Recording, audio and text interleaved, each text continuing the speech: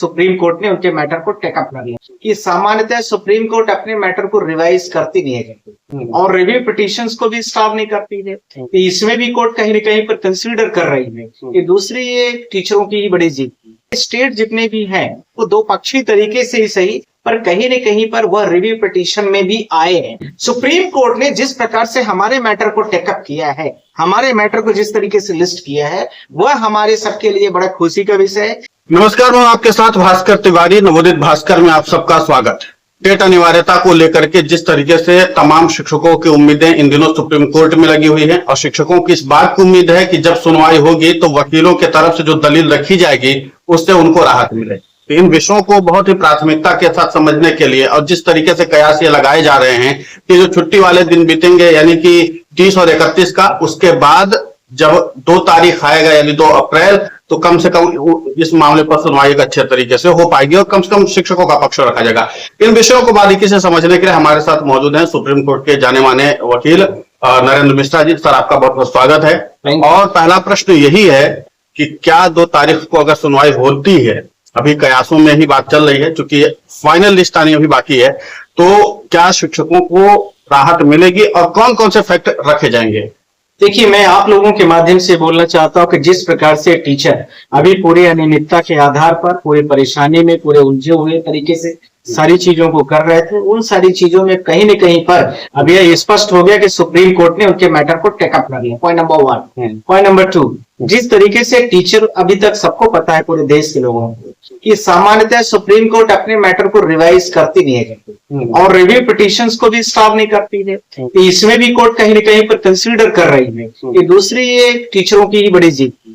तीसरा, स्टेट जितने भी हैं वो दो पक्षी तरीके से ही सही पर कहीं न कहीं पर वह रिव्यू पिटीशन में भी आए हैं। कुछ राज्य उसमें गिने चुने राज्य भले ही हो पर वो भी आए हैं। तो दूसरा, इनका साथ में कहीं न कहीं पर राज्य सरकारें भी इनके पक्ष में हैं, क्योंकि राज्य सरकारों को पता है कि ये जो सरकार के पास में अभी सुप्रीम कोर्ट का ऑर्डर अभी जो आया है, उस ऑर्डर के हिसाब से कहीं न कहीं टीचरों के साथ में अन्याय हो रहा है। और कोई भी पोस्ट और कोई भी अपॉइंटमेंट होता है तो as per law, as per जो उसमें नोटिफिकेशन आता है, एज पर जो उसकी गाइडलाइन होती है, उस समय के दौरान पर, उस पोस्ट के दौरान पर, उस एग्जामिनेशन के दौरान पर वैसे ही समझने की जरूरत है जैसे जुडिशरी का कोई लोअर कोर्ट का मतलब पेपर होने वाला है, उसमें नोटिफिकेशन दिया जाता है। अभी नया नया रूल आ गया कि 3 साल एलएलबी करने के बाद बच्चों को मस्ट करने की आवश्यकता है। तो वो जो है, जो 3 साल की मस्ट करने की आवश्यकता है, तो वो सबके लिए मस्ट हो गया। अब जो नई नोटिफिकेशन निकाली जाएंगी तो उन पे वो लागू होगा, कंप्लायंस होगा। पर कोर्ट ये कह दे कि 2000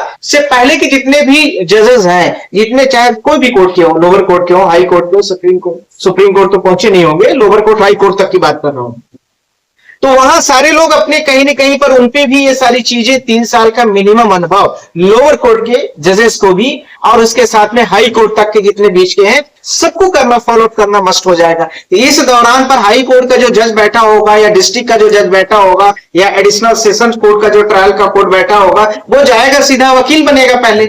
उसी प्रकार से ये जो पीड़ा की जा रही है वो शिक्षकों के साथ में भी की गई है।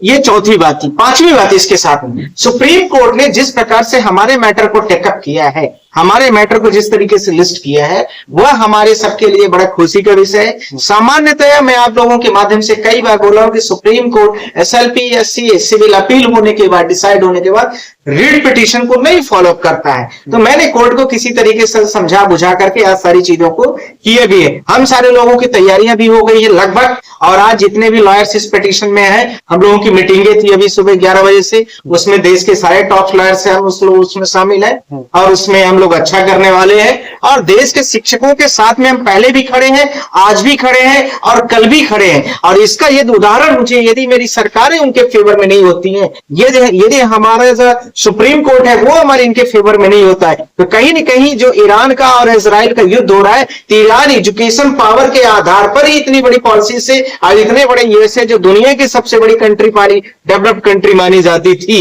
तो उसके कहीं न कहीं एजुकेशन के लेवल से ही आगे आकर के उसको फाइट कर रहा है, उसको डिफेंड कर रहा है, उसको डिफीट कर रहा है। क्यों? उनको पता था कि आज नहीं तो कल मुझे लड़ना ही पड़ेगा, तो 20 साल 30 साल पुरानी प्लानिंग लेके चल रहे हैं। वैसे ही टीचरों की प्लानिंग भी है, इसीलिए टीचरों के लिए भी जिस तरह से रिव्यू पिटीशन और रेट पिटीशन और इंप्लीमेंट एमए सबकी जिस तरह से स्टोर की गई है, वह कहीं ना कहीं टीचरों के लिए बड़ी खुशी का विषय है।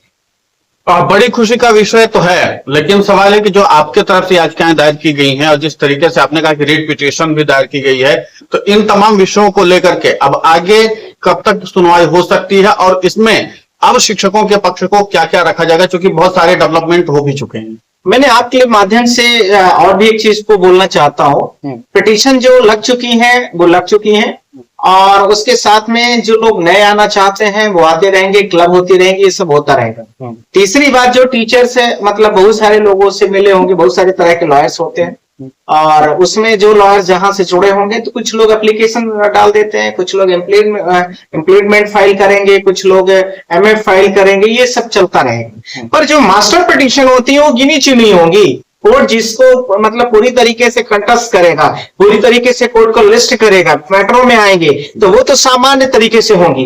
कई सारे टीचर हमसे बहुत तरीके से भी बात कर रहे थे कि सर ऐसा ऐसा इश्यूज है और हम लोग फाइनेंशियल क्राइसिस में आ रहे हैं। उसको उदाहरण के स्वरूप में मैं आपको पेश करना चाहता हूं। एक व्यक्ति ने तो मुझे यहां तक लिखा था कि सर मैं सरकारी नौकरी में हूं, 56 साल मेरी उम्र हो गई, मैंने अपने जीवन का समूह जितना भी समय था सबका सब इस टीचिंग लाइन में दे दिया, बच्चियों की शादी करना है मेरे पास, मैंने लोन लिया है और उसके साथ मेरे पास अभी सरकार ऐसा कर देगी मेरे पास पैसे भी नहीं है। इवन मेरे बच्चे भी मतलब एक लेबर क्लास से भी गए गुजरे हो जाएंगे। इस देश की सरकार और देश की कोर्टों ने हमें, मैं उसका रीड कर रहा हूं, मैं आपको स्क्रीनशॉट भी शेयर कर दूंगा। ऐसे बहुत सारे टीचरों ने किया, तो कहीं ना कहीं मुझे भी पीड़ा थी। और मुझे मेरे नजर में शिक्षकों को लेकर के बहुत आत्मसम्मान है। मैं हमेशा बोलता हूं कि मेरे भारत देश के शिक्षक ही हमारे भारत देश की नींव है, और ये जो वर्ग है शिक्षित वर्ग, यही पूरे देश के रीढ़ को तैयार करता है। अब आ रहा है सवाल कि मैटर कब लिस्ट होगा, जो आपने मुझसे क्वेश्चन किया था। इस मैटर की अभी आज की जो हम लोगों की अभी बातचीत हुई सब चीजों की, वकीलों से भी कई सारे हम लोग जो पेटिशनर्स काउंसिल है सब लोगों ने बात किया है, उसमें अभी 2 तारीख की संभावना आकी जा रही है। पर जो कॉज लिस्ट आई है, अभी इस कॉज लिस्ट में हम लोगों के मैटरों पर अभी जो बात हुई तो 1 तारीख तक का ये कॉज लिस्ट में ध्यान रखना है। सुप्रीम कोर्ट की 1 तारीख की लिस्ट आ गई, 2 तारीख वाली अभी लिस्ट नहीं आई है, तो ये कहीं ना कहीं पर आज नहीं तो कल या परसों के बीच में आ जाएगी। कल तो शायद महावीर स्वामी की जयंती है, तो कल कोर्ट पूर्णतः बंद है, तो 1-2 दिन के अंदर में सब चीजें आ जाएंगी। और मैं टीचरों के साथ में दोबारा कह रहा हूं कि आप लोग बिल्कुल आश्वस्त रहें। मैं पहले भी बोला था, आज भी बोल रहा हूं, आप लोगों के साथ जो अन्याय है वो नहीं होने देंगे। ये हम सब की मोरल पूरी इथिकली पूरा सब आपके सपोर्ट में खड़े हैं, और आपके साथ ना हो ये हम सबका कर्तव्य है। आप लोगों को ये जरूर है कि बार बार मैं बोलता हूं, आप लोगों को भी मल्टीपल पिटीशन के साथ में फाइट करने की जरूरत। ये मत सोचो कि 2-4 पिटीशन आ गई उसके साथ में हम सारे काम हो जाएंगे, ऐसा नहीं। हर स्टेट आए, हर जिले आए, ज्यादा से ज्यादा लोग इसमें आए, उसके साथ में सब आप लोगों को मदद मिलेगी, आप लोगों को फायदा भी मिलेगा। एक महत्वपूर्ण सवाल ये है सर कि जिस तरीके से टेट अनिवार्यता को लेकर के कुछ राज्य सरकारें अपनी जल्दबाजी दिखा रही हैं। अभी हमने जो आपको बताया कि जिस तरीके से सजल देवों का मामला था त्रिपुरा सरकार वाला, उसमें हमारे देश का मानव संसाधन विकास मंत्रालय इस बात को मानता है कि इन शिक्षकों के अनुभव महत्वपूर्ण है, और जो आरटीई एक्ट लागू होने से पहले की जिनकी नियुक्ति या विज्ञापन हुआ है शिक्षकों का, उनको टेट के दायरे से बाहर रखा जाएगा। तो एक तरफ सरकारें ये बात कह रही हैं कि टेट के दायरे से बाहर हो सकते हैं, उनका अनुभव महत्वपूर्ण है। दूसरी तरफ इन सब लोगों के लिए राज्य सरकारें लगातार व्यवस्था बना रही है कि आप पेपर दीजिए, और अप्रैल से शुरू हो रहा है। जिस प्रकार से भारत देश की राज्य सरकारें बहुतायत तरीके से शिक्षा और सरकारी नौकरियों को बाहर करना चाहती हैं, शिक्षकों को सरकारी नौकरियों से बाहर का रास्ता दिखाना चाहती हैं, उसी प्रकार से जो भारत देश में छोटी नौकरियां हैं, बी ग्रेड वाली, सी ग्रेड वाली, इवन डी ग्रेड वाली भी, उनको तो लगभग मुझे लगता है ये बंद ही कर दी है सरकारों ने। सरकार को इस योजना के आधार पर, इस जजमेंट के आड़े हाथ लेते हुए जिस प्रकार से टीचरों को निकालने की अचूक प्रयास कर रहे हैं, वो सफल नहीं होने पाएंगे। हम समस्त लोग सारे टीचरों के साथ में हैं। दूसरा इसी के साथ में जिस तरीके से आपने जो असम का त्रिपुरा का जो ऑर्डर है, उस ऑर्डर नंबर की डेट और सारे टीचरों के साथ में मैं अभी इसको रेफर भी करूंगा, आपने मुझे भेजा है तिवारी जी तो काफी बेचारे टीचरों के लिए लड़ते भी रहते हैं। उस ऑर्डर को 5 सितंबर 2013 का ऑर्डर है, उसमें स्पष्ट तरीके से लिखा गया, मैं आप सबके सामने पर स्क्रीन में भी भेज दूंगा, आप लोग स्क्रीन में भी न्यूज वाले लगा लेंगे सब लोग। मैं उसको पॉइंट को तिवारी जी ने जो दिया था उसको मैं रीड भी करता हूँ। Very important essential point for every cases. बहुत सारे पॉइंट है, मैंने बहुत इंपॉर्टेंट एक पॉइंट को पढ़ना चाह रहा हूँ। The national council of the teacher education had notified the minimum qualification for appointment minimum qualification जो अपॉइंटमेंट होती है टीचरों को लेकर के उसकी बात करें। Teachers on the 23 August 2010 copy of the enclose copy लगाई जा रही है। Notified provided the academic qualification professional qualification. Academic qualification जैसे मान लीजिए मैं 12वीं पास हूं, ग्रेजुएशन किया हूं, एकेडमिक हो गई। आप प्रोफेशनल में बीएड डीएड ये जो पीआईटी वगैरह करते हैं और आज वर्तमान में उसी को टेट का रूप दिया गया है, जिसको सरकार उन सबको बीटीसी बीएड डीएड सबको अलग कर दिया, बोला आपने टेट कर लिया वो पर्याप्त है, और सुप्रीम कोर्ट भी उसी चीज को फॉलो कर रही है। उसकी मैं बात कर diploma in elementary education BEd DEd for appointment of the teachers for class 1 to 5 1 से लेकर के 5 तक एंड क्लास 6 to 8, ठीक है, ध्यान रखना है, यानी 1 से लेकर 8वीं तक की लड़ाई चल रही है। बाकी वाले तो जो है बहुत सारी चीजों को करके रखें। Respectively is also made it the mandatory condition to pass teacher eligibility test to be conducted by the appropriate government accordance with the guidelines government of the local authority form of the requirement of the state if prior to the notified 23 August 2010 का जो order है ये मान्य किया जाएगा। अब last line बोल रहा हूं जो बहुत इंपॉर्टेंट है, सब पर सुपर लीड करने वाली।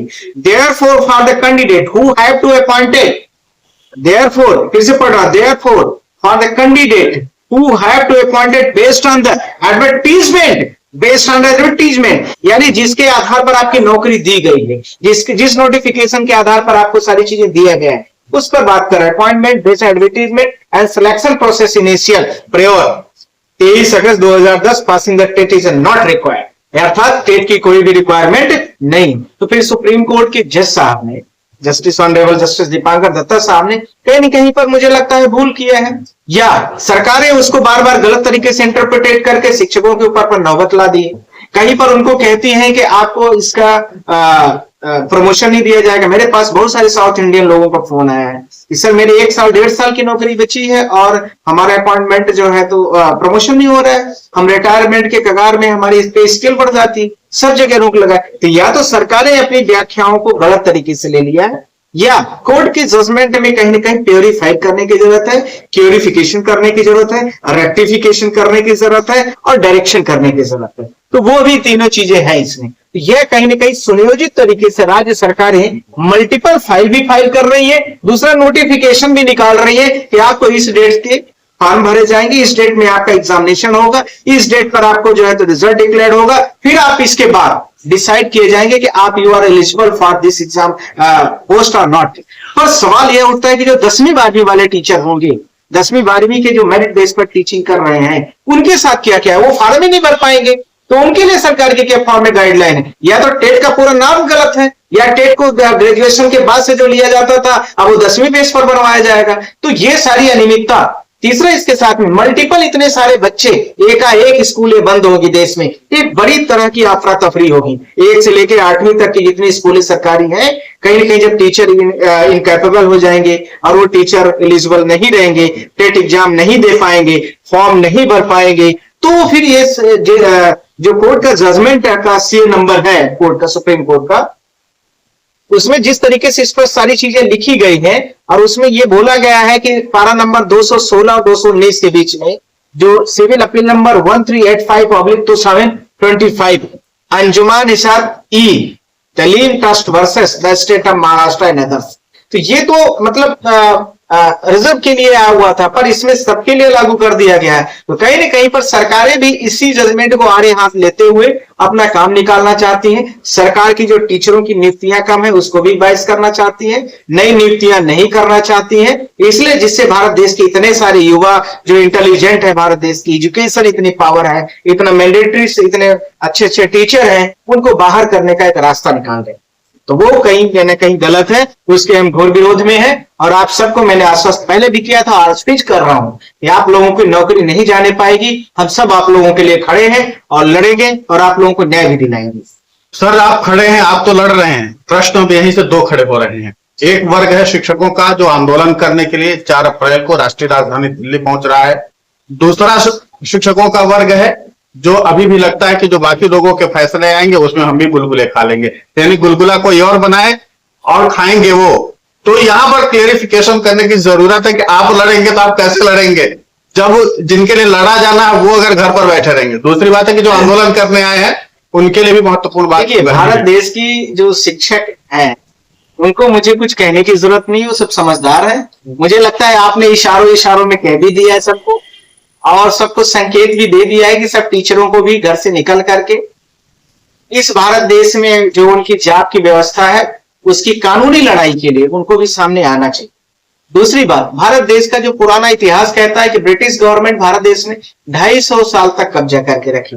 ये भारत देश है, यहाँ पर कुछ ही लोग होते हैं जो देश के लिए, संविधान के लिए लड़ते हैं। बाकी लोग तो ज्यादातर वो होते हैं जो पीठ पीछे से तालियां बजाते हैं। आपने अच्छा कर दिया तो तालियां हो गई, नहीं तो अभी जब जजमेंट हो जाएगा, इन्हीं में से बहुत सारे टीचर ये भी कह रहे तो होने ही वाला था, तो कोर्ट ने ऐसा जजमेंट ही दिया था कि उसको अपने आप वापस करना था। अभी भले सारे टीचर ये कह रहे हैं, मैं आपके सामने बोल रहा हूँ, ऑन कैमरा बोल रहा हूँ, जब हो जाएगा तो यही बहुत सारे टीचर उनमें जो मतलब जिनकी आप बातें कर रहे हैं तो वो यही कह रहे हो तो होने वाला था, वो तो जज को पता नहीं था, क्लरिकल मिस्टेक थी, वो हो गया सब। ये उस सपोर्ट वाले हैं जो सरकार को बचाने की कोशिश करें, कोई भी सरकार हो राज्य की, मेरा इससे कोई लेना देना नहीं कौन सी सरकार कहां है, क्योंकि एजुकेशन का जो मामला तो स्टेट गवर्नमेंट के अंदर में आता है। तो ये भी भारत देश के लोग होंगे, वो यह भी नहीं करेंगे कि आपका सपोर्ट करें, टीचर जो लड़ रहे हैं उनका सपोर्ट करें और आपके साथ में फाइल करें, मल्टीपल अपने लॉयर्स के साथ में आए और लड़े, अपने कानून के लिए लड़े। हम लोग तो लड़ ही रहे हैं। तो गुलगुला जो आपने बात कहा है, ये भारत देश है, जब 1857 का रिवोल्ट हुआ, चाहे दूसरा जो भारत देश जब आजाद होता है 1947, उसके पहले का होते लिमिटेड लोग होते थे जो रेवोल्यूशन को पूरा लीडरशिप देते थे, और लिमिटेड लोग होते थे जो उसको, पर ये था कि जो उस समय के जो लोग होते ऑनेस्टी तरीके से, जेन्युइन तरीके से जो कहते थे वो करते थे, जो लड़ते थे वो लड़ते थे, जो सामना देते थे सामना देते। ऐसा नहीं था कि पीठ पीछे कुछ और भी कर। तो ये सवाल सबको ध्यान रखने की आवश्यकता है। सारे टीचर हमारे बुद्धिजीवी हैं, भारत देश की रीढ़ है, तो वो भी मुझे लगता है कि अब उनको मुझे कुछ मैसेज करने की जरूरत नहीं, सब लोग लड़ेंगे और सब लोग आगे आकर के देश की लड़ाई में अपने कानूनी अधिकारों की जीत के लिए आगे आएंगे, क्योंकि अभी तक तो वो देश के अधिकारों को बना रहे, बच्चों को तैयार कर रहे हैं, देश सबसे बड़ा है उसके लिए कर रहे हैं, पर अब मुझे लगता है कि उनके लिए है, उनके लिए हम लोग भी लड़ेंगे और वो खुद भी हम लोगों के सपोर्ट में साथ में रहें।